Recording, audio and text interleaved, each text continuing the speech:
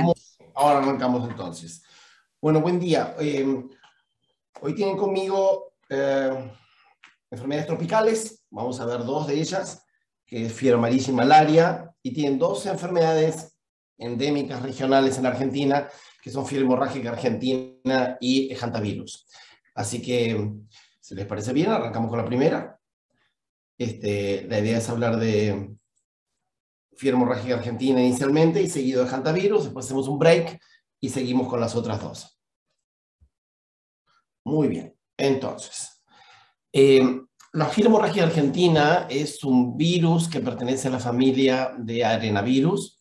El nombre proviene de que tiene forma, como se puede ver acá en esta fotografía de una microscopía electrónica del virus, tiene forma de grano de arena. De ahí vienen todos los virus que forman parte de esta familia, son muy parecidos en la microscopía electrónica.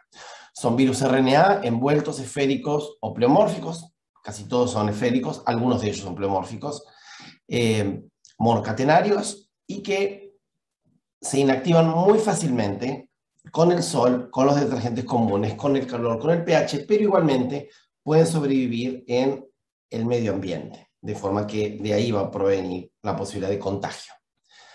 Dentro del grupo de arenavirus, el primero que se aisló fue en 1933 el virus de la coriomeningitis linfocitaria. ¿Alguien tiene idea de qué produce este virus?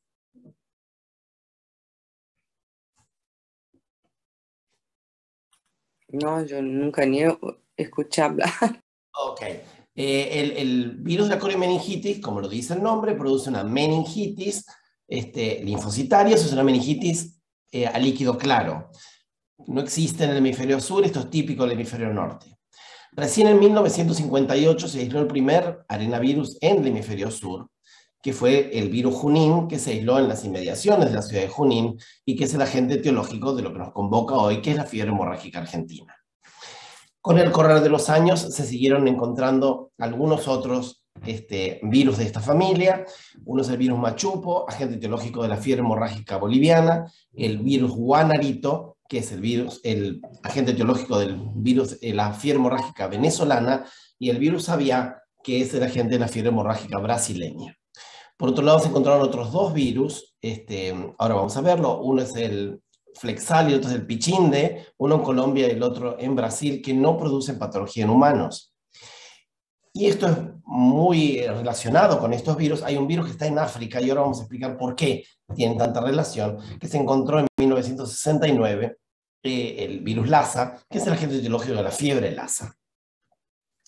Entonces hay dos virus que pertenecen al hemisferio norte, se encuentran en la zona suroeste de los Estados Unidos, los estados de California, Arizona, Nuevo México y el norte de México, que son el Whitewater arroyo, ese es el nombre que se le ha dado, que es el agente de la fiebre hemorrágica arroyo Whitewater, que afecta a esta zona y que hasta ahora, hasta hace unos pocos años, no se había visto que produjera enfermedad en el humano, pero ahora se sabe que sí. El que sí todavía persiste como un virus no patógeno es el de la fiebre hemorrágica Oliveros.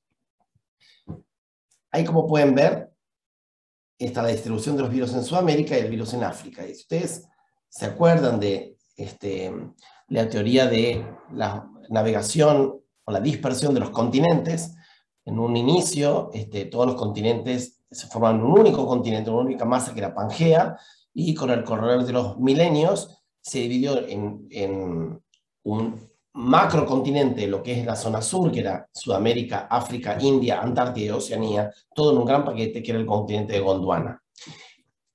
Este pedazo de Sudamérica pegaba con este pedazo de África, y de ahí proviene que este virus esté relacionado con estos virus, una cuestión geográfica ancestral, con lo cual sabemos que estos virus son muy, muy añejos. Ahora bien, ¿qué produce? ¿Qué es la fiebre hemorrágica argentina? Es una enfermedad viral, aguda, grave, muy grave, si no hacemos las cosas prolijas. Se caracteriza por un síndrome febril con algunas alteraciones hematológicas, y que esto puede derivar en tres afecciones: neurológicas, cardiovasculares y renales. Las primeras que aparecen son las neurológicas, y van a ver que va a ser fundamental que antes que aparezcan las características o los datos, manifestaciones neurológicas que tiene el paciente, tenemos que actuar. Si no lo hacemos, el paciente va a haber perdido el tren de la posibilidad de recuperarse. Como dijimos, el agente etiológico es el virus Junín, y que tiene un área endoepidémica de distribución. Esto es el noroeste de la provincia de Buenos Aires, el sur de la provincia de Santa Fe, el sur de la provincia de Córdoba y el noreste de la provincia de La Pampa. Ahora bien, esta área, esto fue descrito en la década del 60 y a partir de ahí se fue extendiendo a casi toda la zona este de La Pampa, es toda esta región, y toda la provincia de Buenos Aires, desde el área de Bahía Blanca, hasta la costa, incluyendo hasta la bahía de San Borondón. ¿Okay? Tanto que, para que se den una idea, ha habido casos de fiebre hemorrágica en las inmediaciones de Cariló, que es una zona bastante alejada de lo que se describía habitualmente. El periodo estacional es característico. Esto se ve durante el fin del verano, durante el otoño y principio del invierno, o sea, entre los meses de marzo y julio, que es la época de la cosecha.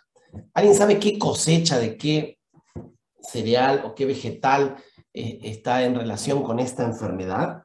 El maíz. Exactamente, el maíz, eso es. Y ustedes seguramente saben que cuando se termina la cosecha, uno no levanta las plantas, lo que levanta es la mazorca y el choclo, y que queda todo el terreno abonado con los restos de las plantas. Ese resto de las plantas de maíz tiene un nombre vulgar, que de ahí proviene el otro nombre que tiene la fiebre hemorrágica argentina. ¿Alguien sabe cuál es ese nombre?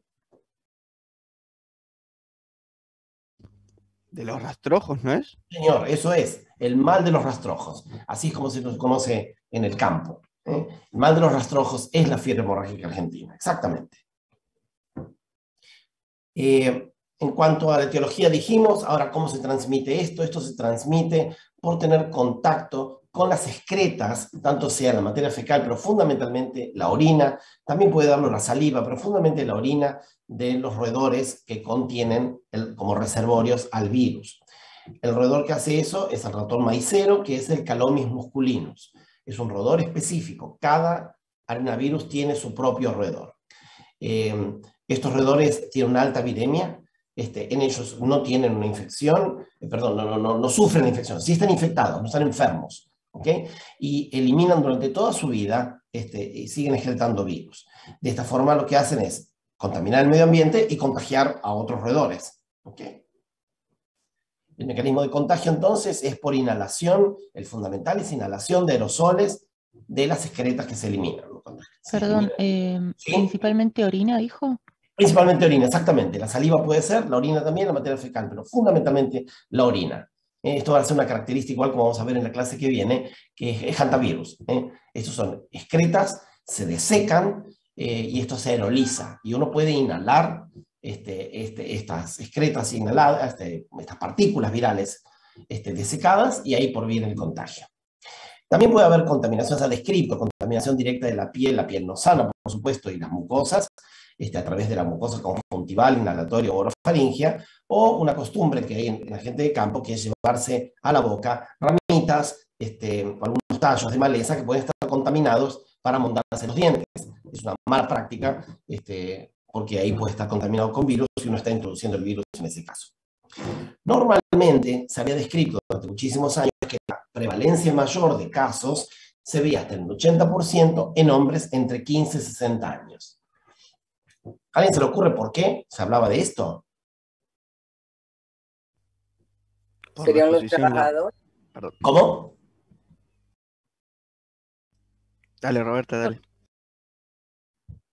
No, que me imagino que serían los trabajadores. Exactamente. La gran masa laboral que trabajaba en el campo eran hombres entre 15 y 60 años, de ahí provenían los 80 años. Pero hay un trabajo muy interesante hace pocos años que esto no es tan así, ya que se vio que no solo los trabajadores rurales, ahí entra el trabajador rural, quien trabaja como transportista de cereales o en la hacienda, quien trabaja como quintero floricultor, como tractorista o desmalezador, un operario de planta de semilla, ¿ok? Pero también se vio que gente que lo único que tenía era su desarrollo como en la realización de quehaceres domésticos, estudiantes y docentes, ladrilleros o empleados de la construcción o carpinteros, obreros mecánicos o metalúrgicos, con lo cual se vio que si los roedores se acercaban a determinadas fábricas, por ejemplo, podían contaminar el medio ambiente, o esto eran hombres o mujeres que manipulaban excretas y basura alrededor de las casas en poblaciones rurales, o los estudiantes y los docentes de escuelas de áreas rurales. Entonces la exposición al medio ambiente, donde podía estar contaminado por la cercanía de los roedores, provenía el contagio. O sea que ya sabemos que no tiene que ser solamente quien trabaja en el campo, sino en el pericampo hace otras actividades relacionadas con la misma zona. Esto es muy interesante de remarcar en que el virus está contenido en las heces de los roedores. Esas heces infectadas, tanto la materia fecal como la orina, pueden contaminar el polvo y uno inhalarlo. Y recordar esto: pasa por el pulmón, pero no produce neumonía. No son pacientes que ustedes le hacen una placa y van a ver infiltrados. ¿Okay? El paciente lo único que puede tener inicialmente es una tos seca y nada más. ¿Okay? Pero no tiene una neumonía. Acá tienen un caso clínico paradigmático. Era un niño de 9 años de edad con un cuadro de laringitis 2 semanas previas al inicio de la enfermedad, que había desarrollado durante un viaje a Córdoba, en el sur de Córdoba. Había viajado con su familia. 3 días antes de la consulta había tenido un cuadro de epistaxis, fiebre alta, 39-40 grados, algias musculares intensas, sobre todo en las piernas, pero que se habían desarrollado a los muslos con artralgias y alguna dificultad en la marcha. Y lo que nos preocupa ahora es que el paciente, cuando nos llaman en consulta acá en el hospital del servicio de infectología, nos decían que el paciente tenía una tendencia al sueño no explicable.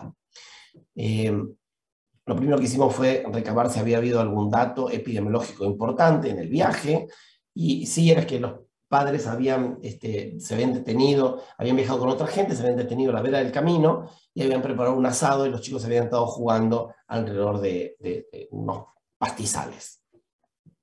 Cuando revisamos al paciente encontramos algunas cosas que nos preocupaban, que aparte de estar febril, que tenía petequias en la raíz del miembro superior. Ahora vamos a hablar un poco de esto. Tenía un ribete gingival en las encías superiores, también característico de lo que estábamos pensando, y 2 cosas que sí nos hacían pensar mucho más en esta etiología, que era una leucopenia muy marcada, 1500 glóbulos blancos totales, y plaquetopenia de 95.000, sin mayores alteraciones aparte. Entonces, el periodo de incubación suele durar entre 1 y 2 semanas, aproximadamente. Después sobreviene un periodo de invasión que dura 3 a 4 días y que se caracteriza por ser un síndrome febril con alguna cosa gastrointestinal. El paciente tiene fiebre, tiene mioartralgias, odinofagia, cefalea. Cualquier fiebre tiene esto. Y a eso se le agrega náuseas y vómitos, con algunos dolores dorsales, y algo característico es dolor retroocular. Nosotros no tuvimos todavía la clase esta, pero tal vez ustedes se puedan acordar de algún momento. ¿Ustedes se acuerdan que otra enfermedad infecciosa parecida a esta puede tener dolor retroocular? Dengue, ¿no es? Exactamente, el dengue, eso es, el dengue. Eso es. Con lo cual, ya empezamos a nombrar enfermedades que nos van a servir como diagnósticos diferenciales. ¿Ok? Acá lo que están viendo es un enantema, ven ahí, en esa zona, bien marcado, muy característico de esta enfermedad. Los pacientes en el examen físico se van a presentar con una fascia abotagada, con edema bipalpebral. Esto es típico del síndrome nefrótico. Con inyección conjuntival. ¿Qué enfermedad infecciosa les va a dar la inyección conjuntival también?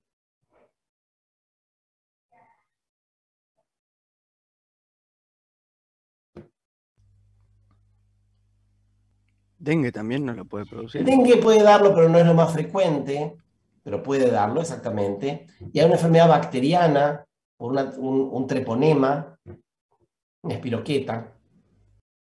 Un treponema, una espiroqueta. No, otra espiroqueta. La leptospirosis. La leptospirosis causa característicamente en una de sus formas clínicas y también es una enfermedad que va a ser diagnóstico diferencial de esta. Los pacientes tienen un exantema en la piel, en la cara, en el cuello, ¿sí? En el tronco superior. Tienen petequias aisladas, como les decía yo, en forma de ramillete en axilas o tercio proximal de los brazos.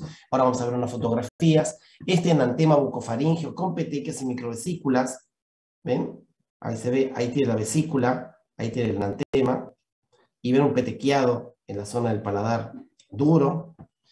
Gingivorragias y epistaxis, y encima encías congestivas con un ribete gingival.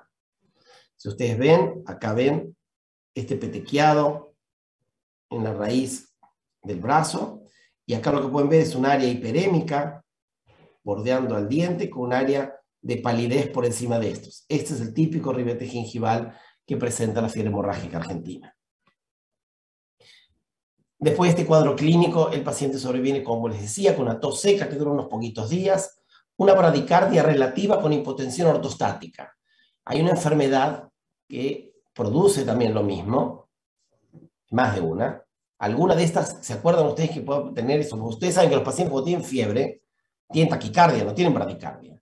Hay dos infecciones que en la etapa aguda, característicamente, dan bradicardia, aparte de la fiebre hemorrágica argentina.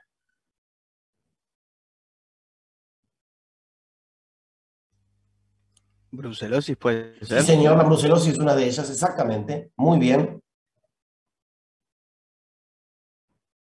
La otra es otra infección bacteriana. Nada habitual en Argentina.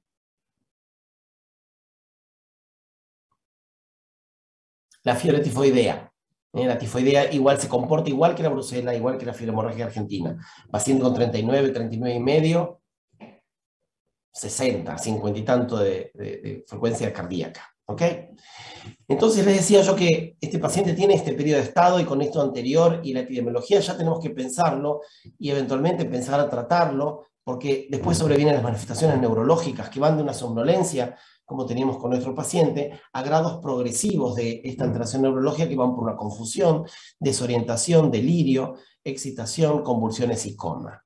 En el examen físico se pueden ver temblores de la lengua y temblores en las manos, hipotonía muscular marcada con hiporreflexia y una hiperestesia cutánea. Los pacientes pueden tener manifestaciones hemorrágicas mínimas al principio, como vimos el paciente nuestro que tiene una epistaxis, y en esta etapa ya pueden tener, obviamente, manifestaciones hemorrágicas mayores, hematemesis, enterorragia, hematoquesia, hematuria, metrorragias, hemoptisis o la aparición de hematomas en sitios de venopuntura, por ejemplo. Los pacientes se pueden chocar, llegar a una oliguria y deshidratación. Esto puede producir edema pulmonar, y obviamente los pacientes que están internados pueden hacer sobreinfecciones bacterianas por la intervención del paciente. Ahora, esto se ve, todo esto último, se ve en pacientes que no han recibido tratamiento. Hoy día ya es negligente que a alguien le suceda esto. Doctor, Sí, diga. ¿lo puedo molestar con Sí, algo que no claro. entendí? Lo de la inyección conjuntival, ¿qué sería? ¿Qué es la infección conjuntival? Sí. Ah, es un enrojecimiento de la conjuntiva. Ah, ok, está bien. Se ve todo rojo. Ok, gracias. Ahí está. Muy bien. Los pacientes que en parte sobreviven a esta etapa, si no tienen tratamiento, la mortalidad de la enfermedad, si no tienen tratamiento, es de alrededor del 30%, con lo cual saben que igualmente, aunque no reciban tratamiento, algunos pacientes sobreviven, pero no es la evolución que deberíamos tener. Los pacientes entre las 2 semanas aproximadamente o se mueren o se recuperan, pero que no es nada de esto lo que queremos ver, obviamente. Y después sobrevive un periodo de convalescencia muy importante. Ahora, ¿cómo evitamos todo esto? Con el tratamiento que vamos a ver ahora en un rato. En el laboratorio hay Perdón, dos una cosas. pregunta. Sí, claro. ¿Puede o sea, dejar algún tipo de patología? O sea, si no es tratado, tipo consecuencias a nivel del sistema nervioso. Sí, muchas veces los pacientes que evolucionan porque no fueron tratados y sobreviven, pueden tener alteraciones como un síndrome de astenia crónico, pueden tener alteraciones emocionales importantes con síndromes neurológicos, esto se ve muchas semanas después, hipoacusia. Eso es alguna de las complicaciones que se ven en los pacientes que no han sido tratados y no se murieron. Ya les digo, esto hoy día en la Argentina no sucede, o sea, en toda el área endémica se sabe manejar perfectamente bien esto y no pasa, es la descripción, digamos, ancestral de cómo era la enfermedad. Hoy día llegamos hasta antes de las apariciones de los síntomas neurológicos porque disponemos de tratamiento efectivo. En el laboratorio hay dos cosas que ustedes tienen que pesquisar, que es la leucopenia y la plaquetopenia. No existe una fiebre hemorrágica sin ninguna de estas dos características. O sea, no hay fiebre hemorrágica si uno tiene glóbulos blancos normales o plaquetas normales. ¿Ok? La otra cosa que es característica son estas células que aparecen acá, que son las células de Milani. Profesor, perdón. Déjame terminar esto. Son células redondeadas que tienen inclusiones o vacuolas, que son características que aparecen en la orina. ¿Ok? Pero hay que estar entrenado para verlas y no es algo muy específico, no es tan patognomónico. Se ven en esta patología. Sí, que querías preguntar.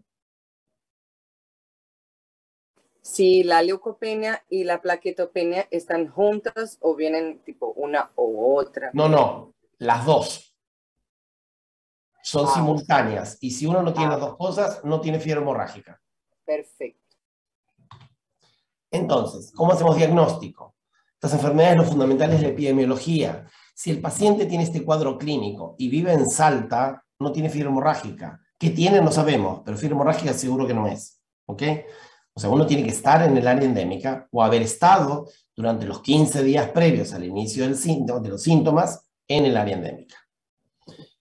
La clínica, como vieron, tiene algunas cosas que son totalmente inespecíficas, pero tiene algunas cosas que empiezan a hacerlo. El examen físico tiene algunos datos que nos pueden orientar. Esto de las petequias en la raíz de las axilas, en el brazo, el ribete, el enantema, son cosas que pueden orientar si están presentes. El laboratorio es fundamental, dijimos, ahora vamos a ver un algoritmo para diagnóstico, que uno tiene que tener la leucopenia y la plaquetopenia. La serología, uno puede hacer diagnóstico por aumento de los títulos de IgM o IgG, ya sea por ELISA o por inmunofluorescencia indirecta. Hoy día ya fijación de complementos no se utiliza, está descrito como tal. Pero estos anticuerpos aparecen recién después del día 2. Y normalmente, vieron que yo les decía que la alteración del periodo de estado que lleva a la aparición del periodo neurológico tarda entre 7 y 8 días, o sea que el paciente va a hacer los cuadros neurológicos, que son los que tenemos que evitar con el tratamiento, antes de que aparezcan los anticuerpos. Con lo cual el diagnóstico va a ser retrospectivo. Entonces ahora vamos a charlar un poquito cómo nos manejamos de todo esto. El aislamiento virológico obviamente se puede hacer en células Vero, esto es cultivo en monocapa de célula viral, esto lleva como 30 a 35 días, así que como método diagnóstico no es útil. Entonces, si tenemos un paciente con un síndrome febril inespecífico dentro de área endémica o que haya estado en el área endémica aunque no viva allí, y acá se toma un margen de seguridad de tomar en 3 semanas previas, porque vieron que a veces los pacientes no cuentan exactamente con los tiempos donde estuvieron, procedemos a hacer una anamnesis adecuada. Vemos el examen físico, antecedentes epidemiológicos, digo, este paciente estuvo viviendo en un departamento en el centro de Pergamino, entonces no estuvo en el campo, o sea, es muy poco probable que se haya pescado nada. Entonces vemos cuándo iniciaron los síntomas, tenemos que ver que es una enfermedad que tiene 15 días de periodo de incubación, no tiene 35 días. Entonces el paciente estuvo en el área endémica hace 2 meses atrás, esto no sabemos qué es, pero fibromialgia no lo es. Vemos la aparición de esta fiebre, las cefaleas, mialgias intensas. Muchas veces el tema de la metorragia en la mujer está visto, es el sangrado más común que se ve en esta enfermedad. Uno puede hacer un examen físico minucioso buscando el enantema, las petequias, y vemos si ya tenemos algún signo neurológico que eso nos hace preocupar. En el laboratorio lo que pedimos es un hemograma y plaquetas, por supuesto, el examen de orina para ver si vemos las células de Milani, y vemos glóbulos blancos y plaquetas. Si el paciente tiene menos de 4.000 y menos de 120.000, todavía no tiene un caso claro. Así que repetimos en 24 horas el laboratorio. Y si ahora lo que tenemos es menos de 4.000 blancos y menos de 100.000 plaquetas, estamos hasta un caso sospechoso. Ni que hablar si tenemos menos de 2.500 blancos y menos de 100.000 plaquetas, donde tenemos un caso probable. En ambos casos, sospechoso y probable, nos planteamos hacer el tratamiento que se hace a ciegas, el tratamiento con plasma hiperinmune, que se calcula en 3.500 unidades terapéuticas por kilogramo de peso, y este es el tratamiento específico.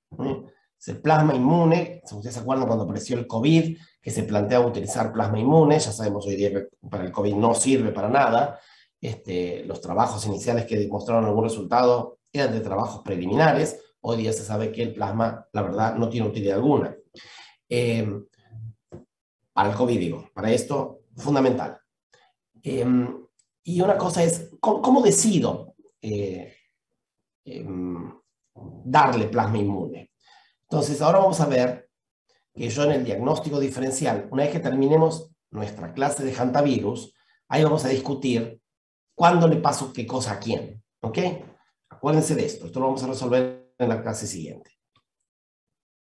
Algunos de los síntomas, de los diagnósticos diferenciales que estuvimos charlando.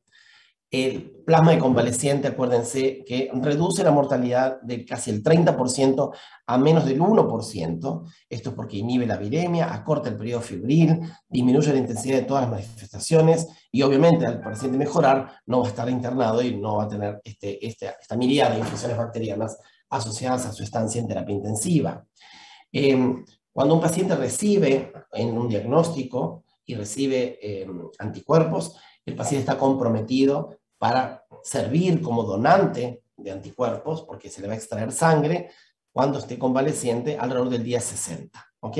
Y acordarse que esto hay que administrarlo antes del día 8 de enfermedad, que es antes de que aparezcan las manifestaciones neurológicas. ¿Ok? ¿Tratamiento está claro? Sigo adelante. Sí, yo tengo una pregunta. Sí, sí. Haga pregunta. En el caso de que, porque acá dice que es previo a que aparezcan Los síntomas neurológicos. los síntomas, sí. ¿Qué pasa si ya viene con hiporreflexia, por ejemplo? Bien. Se aplica igual, sabiendo que la probabilidad de rescate es menor. Es menor. Ah, ok. Sí. O sea, es lo ideal antes de los 8 días, pero Exactamente. igual si lo agarras tarde, se lo pone igual. Exactamente. Esto puede pasar si el paciente, por ejemplo, está en el área endémica y viaja por fuera y lo ve alguien en una guardia general que no sabe lo que es una fiebre hemorrágica. ¿Okay? Si uno recaba en el interrogatorio inmediato, esto es algo que tienen que preguntarle siempre a sus pacientes cuando tenga un cuadro infeccioso, dónde estuvo, si viajó a algún lado. Y ahí tienen que calcular el viaje y los periodos de incubación de las cosas potenciales que puede tener el paciente. ¿Ok? Porque eso tiene que orientarlos claramente. Ahora cuando veamos el caso de malaria vamos a hablar de un caso bastante complejo por impericia de gente que no tiene entrenamiento en patología tropical y no piensa en estos diagnósticos. Bien, ahora la fiebre hemorrágica hoy día es una enfermedad rara, es una enfermedad que no tenemos casos como teníamos antes, simplemente porque hay una vacuna efectiva. La vacuna se llama Candid-1, es una vacuna virus vivo atenuado. Esta vacuna es una vacuna que se creó durante la década del 70, a partir del CDC de Estados Unidos y el USAMRIID, que es lo mismo que el CDC, pero del ejército americano. Después fue una enfermedad, o sea, se demostró que la vacuna era factible de hacer, se hizo, se utilizó, fue efectiva, pero el CDC decía, ¿para qué demonio voy a seguir produciendo algo que no hay en mi país? Obviamente lo hicieron porque se pensaba que la fiebre hemorrágica eventualmente podía ser utilizado como bioterrorismo. Cuando Estados Unidos deja de producir la vacuna, Argentina toma la posta y empieza a partir del año 96, no, perdón, 3 años antes, 93 hasta el 96, se hace toda la investigación y en el 96 se hace la primera gran campaña. Entonces se vacuna a gente que está expuesta en el área endémica. Hoy día sabemos que a 10 años la respuesta es del 83%, a 8 años es del 85%. Ya la producción está haciéndose en Argentina, por supuesto. La vacuna está indicada en toda persona mayor de 15 años que vive en área endémica. Es una vacuna de calendario, es una vacuna gratuita. Así que cualquier persona que viva en el área y tenga más de 15 años, obviamente no es obligatoria, pero puede recibir la vacuna. Y hay que tener la precaución de que no se debe aplicar ninguna vacuna, ninguna gamma globulina, ni 30 días antes, ni 30 días posteriores a la aplicación de la vacuna. Muy bien, y con eso terminamos fiebre hemorrágica argentina.